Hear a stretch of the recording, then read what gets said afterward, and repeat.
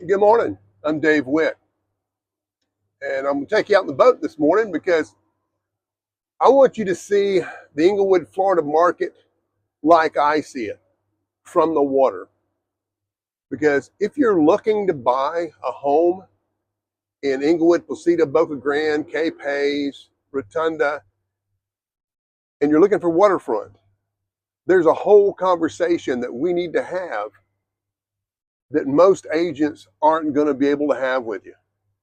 I've spent my life on the water down here. And there's a lot that goes into buying a property on the water other than just, oh, I love the house. Yes, the water's pretty. Can you use the water? I mean, most agents' expertise stops where the grass stops. Mine extends into the water to the seawall, what's growing out there, what the water depths are. So we're going to take a little ride this morning and just get acclimated with one another. And let's take a look at it.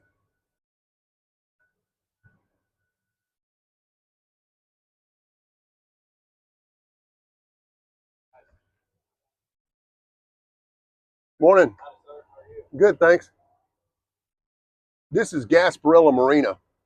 It's at the corner of Gasparilla Road, Placida Road, and the bridge over to Boca Grande. It's a good access point to get bait, fuel, and they've got a lot of nice rack storage here.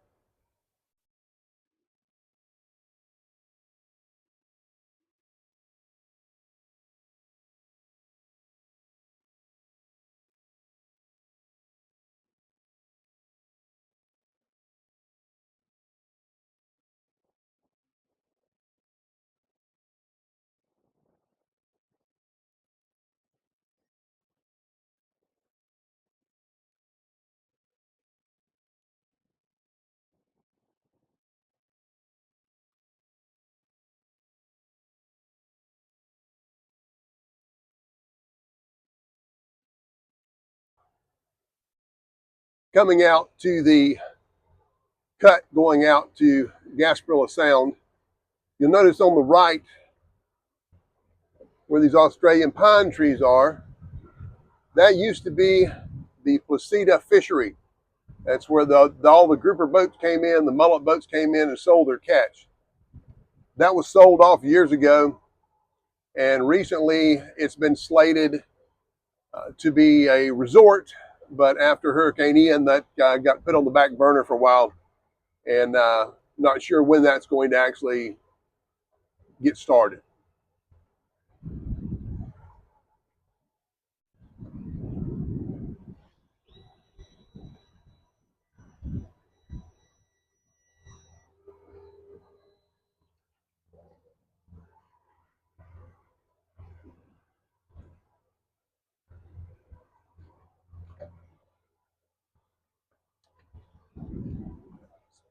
Reach the end of the no wake zone. Let's pop it up on plane and run to the end of the cut here.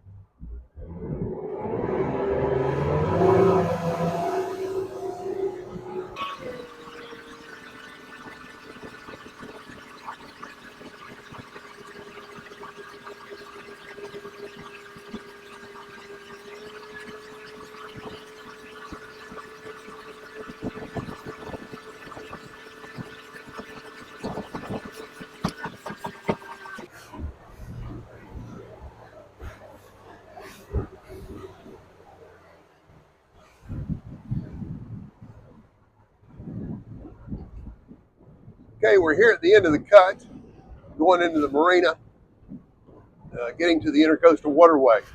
Now, if you turn to port here, which is your left, you go down into Gasparilla Sound and down towards Boca Grande. Today we're going to turn to starboard, head back to the more to the north, and go into the bridge to Boca Grande.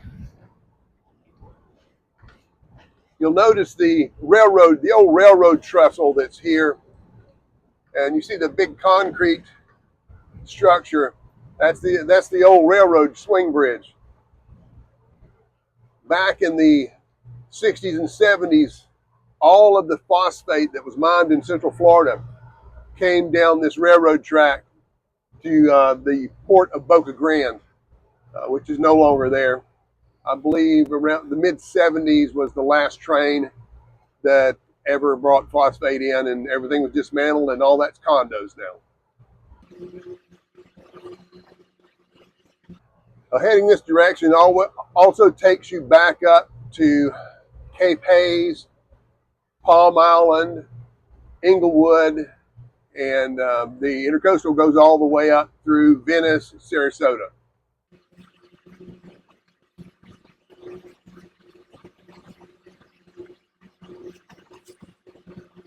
The old railroad bridge tender's house up top is also a favorite spot of YouTubers. They love to come up and video themselves diving into the water. Probably not the smartest thing, considering this area is known for its large population of bull sharks.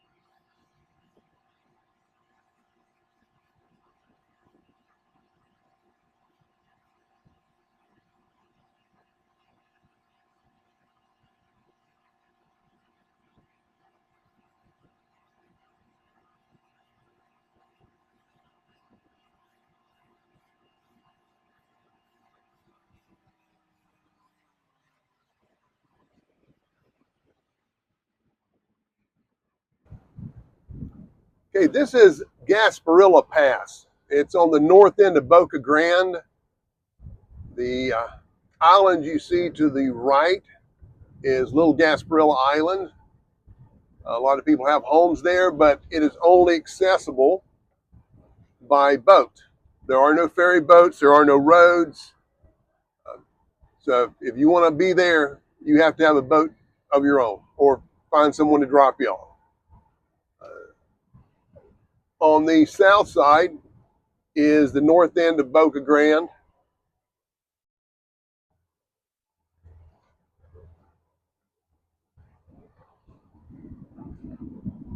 This cut is not very wide and it's fairly deep on the inside, but as you get outside, it flattens out with a sandbar that's only about 5 to 6 feet deep at high tide.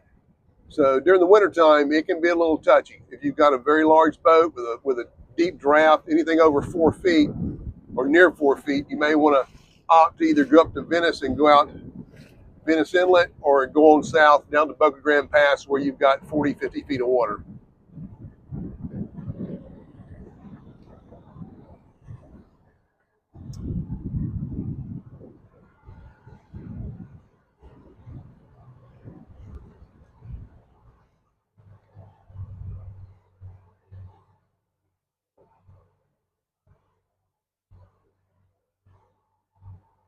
Give you an idea of how quickly the water depth comes up here. I'm in 13 feet of water, and that's 2 feet of water you see right there in front of me, or less. So if you're running along and you get off track, it can get really bad really fast. Why it's good good to find somebody that has a knowledge of the water and where you can and where you can't run just based on what kind of boat you have. So I'm going to jump back on plane. I'm going to run back north where we just came from and head towards Cape Haze.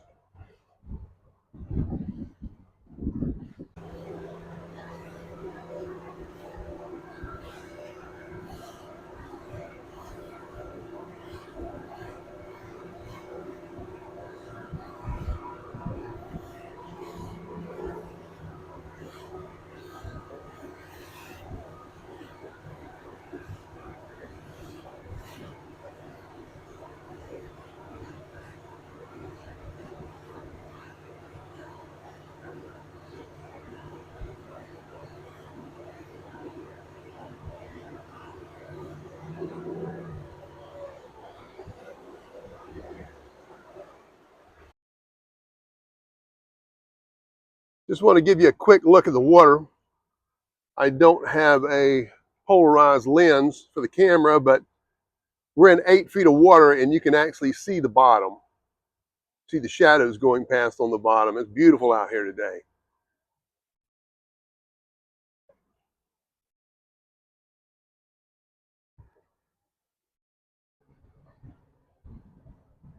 Just wanted to stop here and show you this because this makes a good point when you're talking about waterfront property.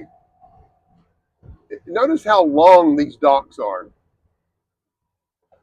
The reason for that is you have to come out this far at this particular spot to get to water deep enough to float your boat off of the lift. It doesn't seem like a bad thing but until you have to replace the dock. And the price gets really high. And it's a lot of maintenance if it's not something you're really looking forward to. And even this far out, you've only got 6 feet of water, which isn't much to float a big boat. There's a lot of other places you can find that you can have a much closer dock and a much deeper slip. Now take these homes right here. They're less than a mile away, but look how close the dock is. And we're in 10 feet of water right here. Makes a big difference, especially when you've got a nice offshore boat like that one. Yeah, there's actually, right behind the back of this boat, there's 13 feet of water. And you're trying to get that boat off the lift at high tide, at low tide, you really need that extra space. The beautiful home they're building right here. Put in a brand new seawall.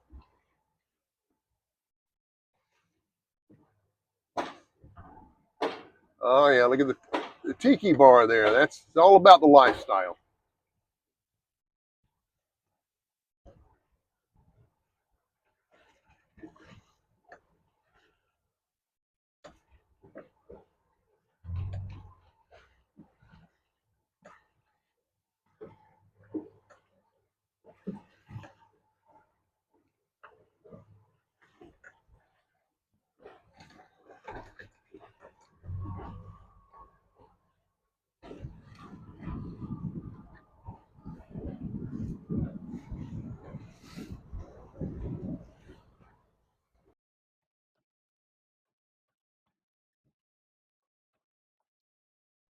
You'll notice all the repairs that have been done on this seawall.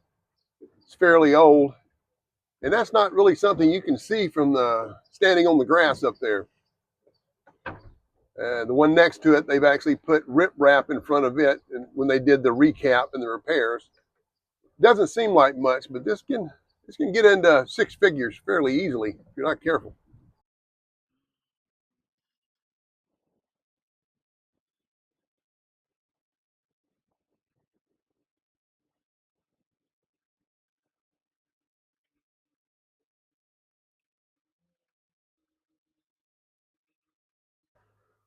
This is actually Cape Haze area. We're going into the Anchorage Basin on the south end of Cape Haze, and there's a canal that cuts through to the north side. if you have a small boat, flats boat, something without a hard top, you can actually, there's a bridge that goes across that cuts the canal in half. And if you've got a small boat, you can get through there. If not, you're gonna have to turn around and come back out. And there's a couple spots that you get too big a boat in there, you'll never turn it around. You have to back all the way out. That's why these homes here on the Anchorage Basin carry such a premium, because you can get a very large boat in here, get it turned around, you got plenty of room to work with.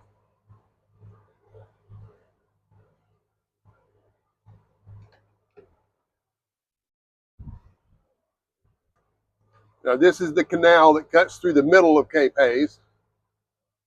And you can see what I'm saying about how narrow it can get, and this is one of its wider parts.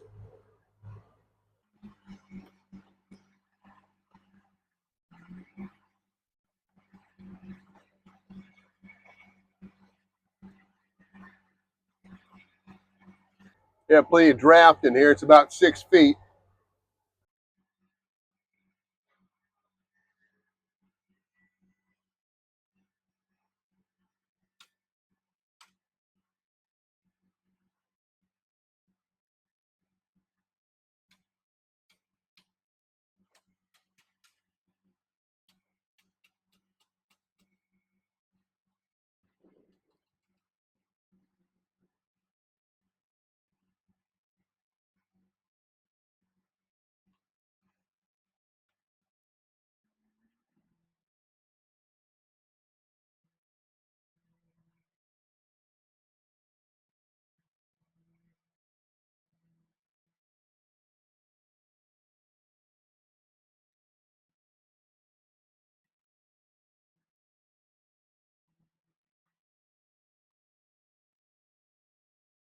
As you can see, you get a boat in here that's more than 30 feet long, it's going to be tight turning it around, especially in a crosswind.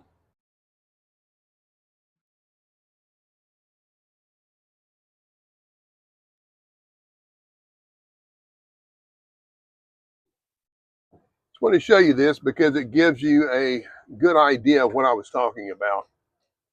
If you'll notice right here,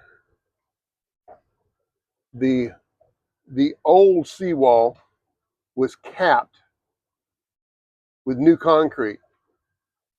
So even though the old seawall is failing, from the top, it looks like you got a brand new seawall. And that's just not the case. But if you're standing there and looking out at how pretty it is without knowing that, it could be a problem.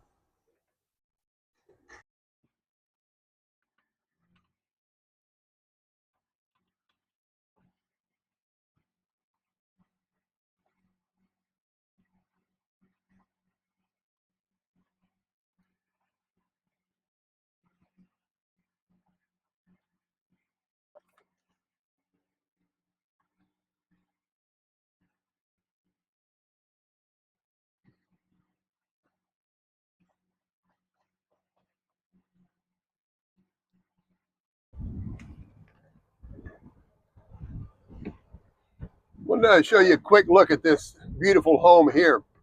See that lovely hedge down to the water's edge?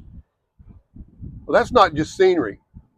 That's a conversation buyers need to have before they fall in love with the house. Those are mangroves, and those are protected, and even to trim them requires permitting from the Southwest Florida Water Management District. So just another one of those little things that you've got to keep in mind when you're looking down here.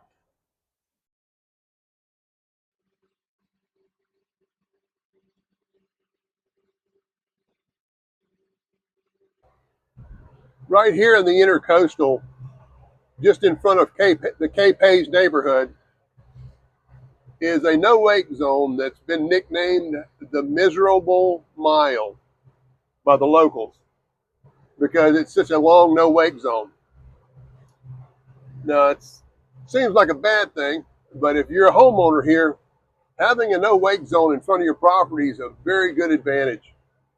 It cuts down on the erosion on your seawall, your riprap, your docks. and it just makes it nicer not to have boats flying past, running 30, 40 miles an hour. If you're looking at waterfront property here, don't just ask if the house is right. Ask if the water is right. The depth, the dockage, the lift, the seawall, all of it. I'll keep showing you what that actually means, one video at a time. Hit the subscribe button, and I'll see you on the next one.